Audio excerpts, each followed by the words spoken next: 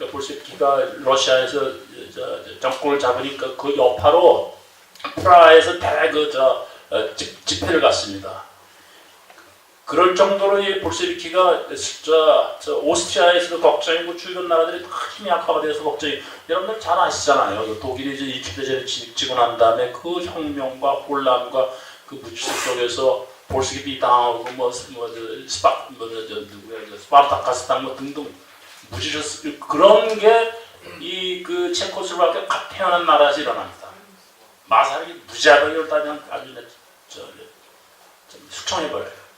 나라의 기틀을 만드느라고. 그 다음에 이 체코슬로바키아 군대는 마사르기한테 독재권을 부여합니다. 아주 독재자를 가지고 만장일치로 독재권을 부여를 해요.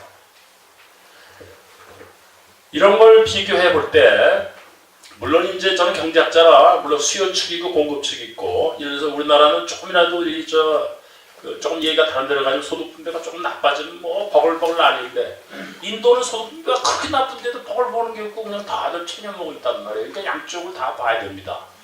그래서 형편은 사실 신생국가로서 위험은 마찬가지야. 어느 나라든지 신생국가가 제대로 크려면은 이게 여러 위협이 이제 사방에서 들어오는데 이걸 누군가가 꽉 잡아야 된다는 거는 서양이나 동양이나 옛날이나 지금이나 똑같은데 이걸 어떻게 슬기롭게 남기느냐. 그 나라의 민도에 달려 있다고 저는 생각합니다. 그래서 이런 비슷한 현상이 서양에서는 한복판에 있는 체코슬로바키아에 일어났는데 거기는 거꾸로라기보다 마사르기를 그렇게 칭송하고 이러는 반면에 우리나라에서는 조금 마음에 안 든다고, 많이 마음에 안 드나요? 하여간 마음에 안 든다고 이렇게 하는 실정입니다. 그 이제 시간이 이제 많이 갔기 때문에 그 독선 정말 이 박사 얘기할 때 사람들이 이 박사는 정치적인 야심 때문에 독설이 심하고 성격적으로 뭐 이렇게 반칙한 성격은 아니겠죠. 마사르기도 대단합니다. 충성심을 100% 요구를 했고, 근데 재미난 게 있어요.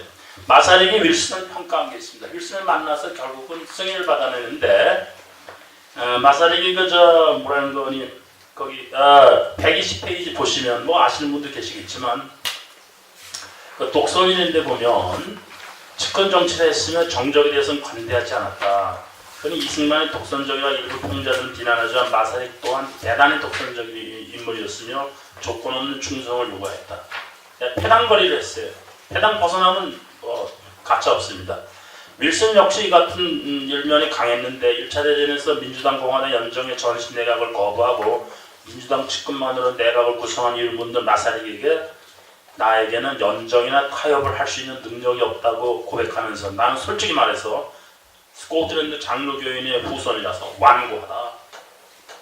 이 정치 지도자들은 아마 이런 게 특징인 것 같아요. 그저 수운에 빠져가지고는 이게 도무지 우선 저는 집안에 정치학하시는 분이 계신데 저는 경제하고 이렇게 슬쩍 옆으로 빠진 게 저는 그렇게 독선적이지 못하기 때문에 빠지지 않았나 이런 지도자는 아마 이런 게 특징이지 않을까 생각이 됩니다. 그래서 이건 하나의 개인적인 특성이 이렇게 중요하다고 볼 수는 없는데, 그리고 사람들이 윌슨과 이승만은 친하다고 그래요. 친한 건 사실입니다. 그 맏딸이 결혼할 때 청첩장을 받는데 하와이에서 2사람만 받았어요. 하와이 총독하고 그 이승만 2사람이 받아서 뭐 대단했죠. 근데 이걸 잊으면 안 돼요. 윌슨이 존스 홉킨스에서 학교 다닐 때 기숙사의 룸메이트가 일본 사람이에요. 니토베라고 홋카이도 대학 총장 지냈고 대만 부총독도 지냈고, 그리고 국제연맹 갓 태어난 국제연맹 부총장인가요? 두 번째 사람 부총장이 니토베가 사무차장. 니토베는 최근 일본 동안에 누구 초상화가 들어가 있었죠. 니토베가 더 가까운 사람이에요. 그러니 이 박사가 아무리 친하다 해도 자기가 젊을 때 저 방을 같이 쓰고, 그 사람 니토베 부인도 미국 여자예요. 그 페이커 교도고 그 비교가 안 되는 거예요. 아무리 친하다 해도. 그래서 이 윌슨하고 이 박사가 친하다. 친한 건 사실이죠. 그리고 조선 독립에 대해서, 한국 독립에 대해서 냉담했다. 뭐 그럴 수도 있죠. 그런 거 윌슨 정도 되면 일본 친구들도 많고, 특히 지금 예를 들은 니또베 정도 되는 국제적인 인물이 있었으니까 국제연맹에 가서 아무리 우리 조선 우리 선유학자들이 가서 좀 호소하려고 해도 니또베가 너무 그만이에요. 사실 그 당시 그 저 역학 관계를 보면은.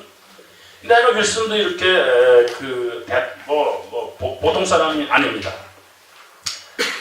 그래서 이제 시간이 없으니까 그냥 제목만 소제목만 읽겠습니다. 그래서 인물의 선택 다시 보면은 그 다음에 118페이지 평화주의자, 그 다음에 119페이지 문필가, 120페이지 성격적으로 독선, 121페이지 약소국. 정말 약소국은 몽골이 한국은 이 러시아, 중국, 일본에게 흡사해 있고 체코슬로바키아는 독일, 러시아, 오스트리아 등등에 휩싸여 있는 아주 어려운 나라입니다. 그래서 그 다음에 외교 방역은 제가 아까 간단히 말씀드렸습니다. 그리고 한국과 체코 상당히 가까워요.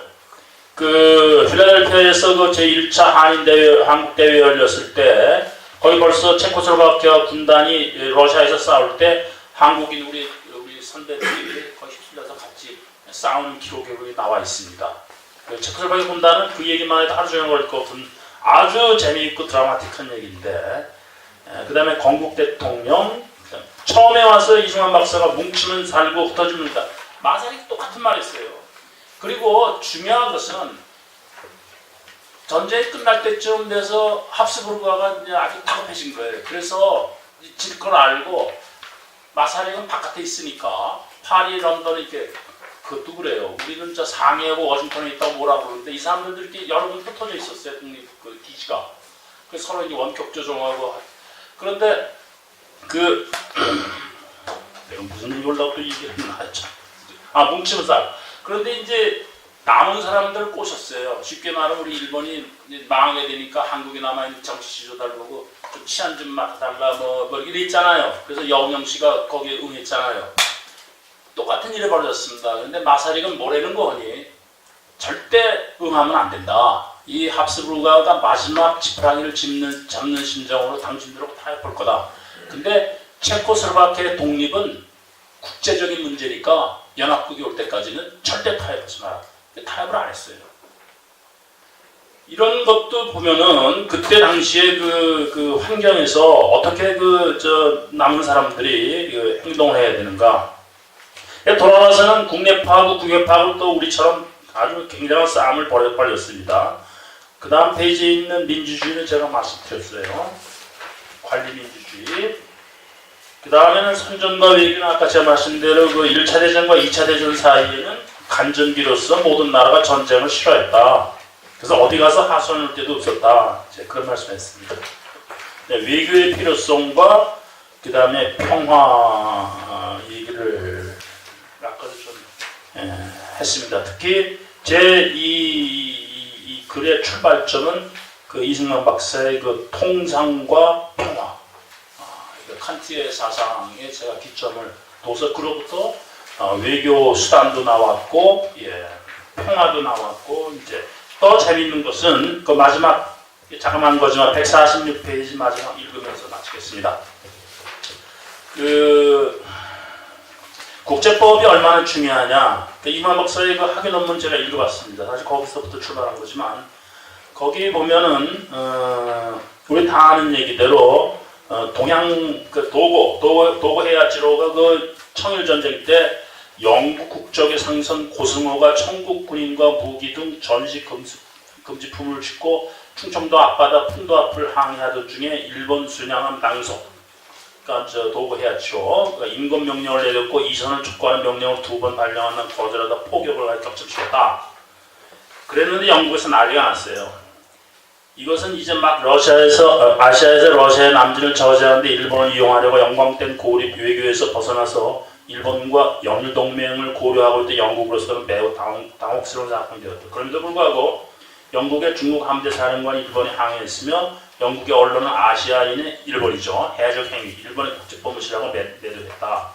일본의 당시 외무상 너 도고를 아주 바보라고 막 야단치고 그랬어요. 그런데 영국의 국제법학자 홀란드와 웨스트레이크가 도고의 조치가 국제법에 어긋나지 않는다고 타임지에 게재하면서 사태가 일본에 유리하게 전개되었습니다. 도고는 영국 상산학교 출신으로 국제법을 알고 있었습니다. 그런데 이러한 내용은 이승만의 학위 논문을 보면 쉽게 이해할 수 있는데 그는 논문 제3장 제4절에서 전시 금지품을 다루고 있으며 참고문헌으로 바로 그 홀랜드의 대표조서 Admiralty Manual of Prize Law를 이 사람은 대표 여기에 합당한 그 책입니다를 게시하고 있다. 아마 당시 한국인으로 홀란드를 이해한 사람은 이승만이 유일했을 것이다. 그래서 마지막 패라그래프는 1차 대전 이전의 근대 국제법 질서는 기본적으로 서구적인 문명 형태를 취하는 국가만의 질서라고 인정될 것인데 그 한계가 있었다.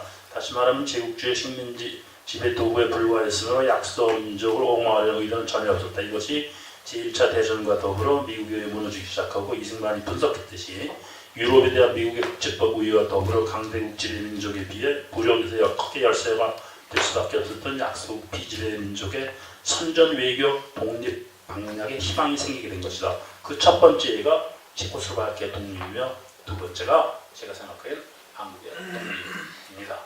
감사합니다. 네, 바로 그 토론을 한국 외대